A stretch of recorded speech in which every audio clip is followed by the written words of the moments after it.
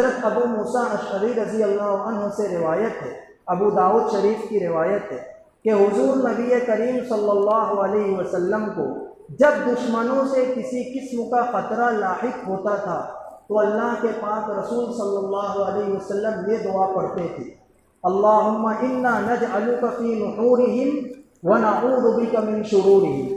یہ چھوٹی سی دعا ہے، اس کا ترجمہ یہ ہے کہ اے اللہ، ہم تجھے ان دشمنوں کی سازشوں سے نمٹنے کے لیے ان کے گلوں پر مسلط کرتے ہیں اور ان کے شرور و فتن سے تیری پناہ پکڑتے ہیں۔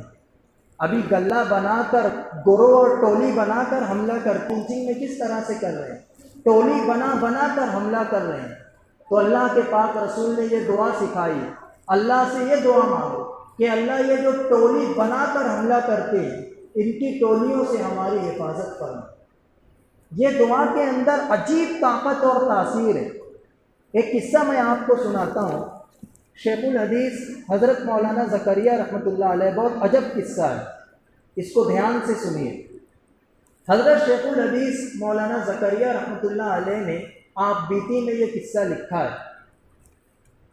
تقسیم ہند سے پہلے دلی میں فساد پھوٹ پڑا تھا اور بہت سخت فساد تھا، دلی میں بھی اور پنجاب میں بھی، اور سکھ اس وقت مسلمانوں کا قتل عام کر رہے تھے، جانوروں کی طرح مسلمانوں پر جھپٹتے تھے اور بوٹی بوٹی کر کے رکھ دیتے تھے۔ حضرت شیخ الحدیث نے لکھا ہے کہ اس فساد کے دور میں دلی میں نظام الدین میں تھا، بنگلے والی مسجد۔ فسادات شروع ہو گئے تو 4 مہینے مجھ کو وہیں پڑا رہنا پڑا، سہارنپور میں نہیں جا سکتا تھا۔ اب نظام الدین جو بنگلے والی مسجد ہے ان دنوں دلی کی بستی سے باہر تھی، اب تو دلی بہت بڑھ گیا ہے، آبادی بڑھ گئی ہے تو وہ دلی کے بیچ میں آتا ہے۔ ان دنوں دلی کے باہر نظام الدین کی بستی تھی اور یہ مسجد تھی۔ اب وہاں پر بہت سارے لوگ مقیم تھے، غلہ ختم ہو جاتا تھا۔ جب غلہ ختم ہوتا تھا تو غلہ بازار سے جا کر لائے گا کون؟ اس لیے کہ بازار میں ساری دکانیں سکھوں کی تھیں اور سکھ گھات لگائے بیٹھے تھے کہ کوئی مسلمان نظر آئے اور اس کا کام تمام کرے۔ حضرت شیخ الحدیث نے یہ بات لکھی ہے کہ ہم لوگوں میں سے کوئی ہمت نہیں کرتا تھا غلہ لانے کی، لیکن اسی نظام الدین کے اندر ایک عام سے آدمی تھے، نہ عالم تھے نہ حافظ تھے، لیکن بزرگوں کے صحبت یافتہ تھے، بابو ایاز ان کا نام تھا۔ انہوں نے کہا کہ میں غلہ لانے جاؤں گا، اور وہ جاتے تھے اور ہمیشہ غلہ لے کر وہی محفوظ آتے تھے۔ ایک مرتبہ وہ غلہ لانے کے لیے گئے، غلہ لے کر جب واپس ٹانگے میں بیٹھے نظام الدین آنے کے لیے تو ان کے ساتھ ٹانگے میں، ٹانگا مطلب گھوڑا گاڑی، 3 سکھ اور سوار ہو گئے، اور جیسے ہی ٹانگا چلا تو تینوں آپس میں بات کرنے لگے کہ یہ مسلمان ہمارے سامنے بیٹھا ہے، اس کو مار دیں گے۔ پھر ان سے کہنے لگے وہ تینوں سکھ بابو ایاز سے کہ تجھ کو تو ہم مار دیں گے، تجھ کو ہم سے کون بچائے گا؟ بابو ایاز پوری طاقت سے کہنے لگے کہ تم لوگ چاہے جتنی کوشش کر لو مجھ کو مار ہی نہیں سکتے، اور ہمت ہے تو چلو مار کے دکھاؤ۔ اب تینوں سکھ سوچنے لگے کہ یہ کیسی بات کرتا ہے، ہم 3 ہیں یہ اکیلا ہے۔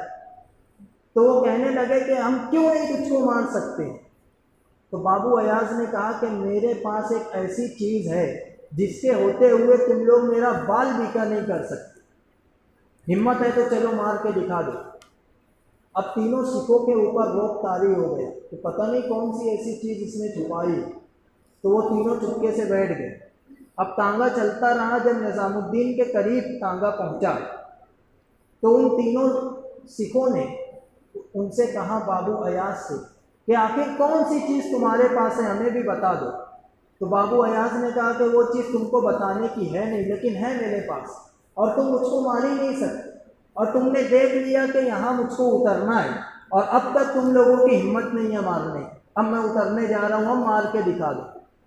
تو ان تینوں کے اوپر ایسا روب طاری ہوا، ان کی ہمت نہیں ہوئی، یہ اطمینان سے اپنے سودے کی تھیلی لے کر اترے اور نظام الدین میں آئے۔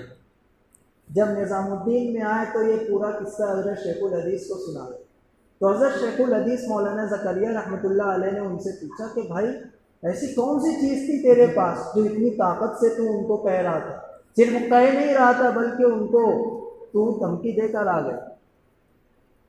تو اب بابو ایاز نے بڑی معصومیت سے کہا کہ حضرت غضب کرتے ہیں، آپ ہی نے تو ہم کو سکھایا تھا کہ جب بھی دشمن کا خوف ہو تو یہ دعا پڑھ لیا کرو، اللہم انا نجعلک فی نحورہم ونعوذ بک من شرورہم۔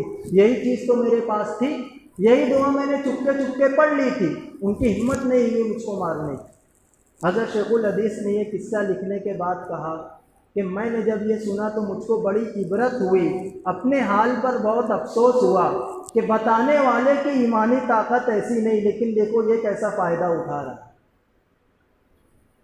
لیکن یقین ہونا چاہیے اللہ کے پاک رسول کی دعاؤں پر، یقین کے ساتھ آپ پڑھیے۔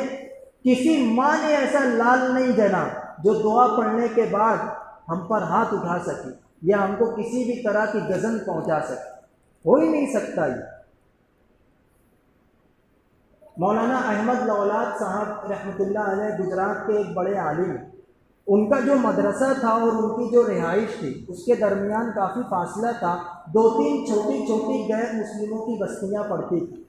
اب گجرات میں فساد پھوٹ پڑا، اب وہ مدرسے میں تھے، مدرسے سے اپنے گھر واپس آ رہے تھے، ان کو نہیں پتہ تھا، اور راستے میں غیر مسلموں کی بستیاں پڑی۔ غیر مسلموں نے دیکھا تو ایک بھیڑ دوڑ کر آئی اور ان کو چاروں طرف سے گھیر لیا۔ انہوں نے جیسے ہی بھیڑ کو دیکھا تو چپکے یہ دعا بار بار پڑھنے لگے، اللہم انا نجعلک فی نحورہم ونعوذ بک من شرورہم۔ تو ان لوگوں نے گھیر کر کہا کہ اس کو ماریں گے، اس کو چھوڑیں گے نہیں، اس کو پٹائی کرو، بلکہ ایک آگے بڑھ کر ان کی ٹوپی نوچ کر پھینک دیے، لیکن یہ چپکے یہ دعا پڑھتے رہے۔ تو دعا کی برکت یہ ظاہر ہوئی کہ وہاں 2-3 غیر مسلم وہ دوڑے ہوئے آئے، کہنے لگے بھائی ان کو چھوڑو، ان کو جانے دو، یہ تو مولانا صاحب سیدھے سادے آدمی ہیں اور ایسے ہیں اور ویسے ہیں، ان کی صفات گنانے لگے اور ان کو ان کی بھیڑ سے نکال کے روانہ کر دی، چلے گئے۔ دیکھیے اس دعا کی طاقت کتنی ہے۔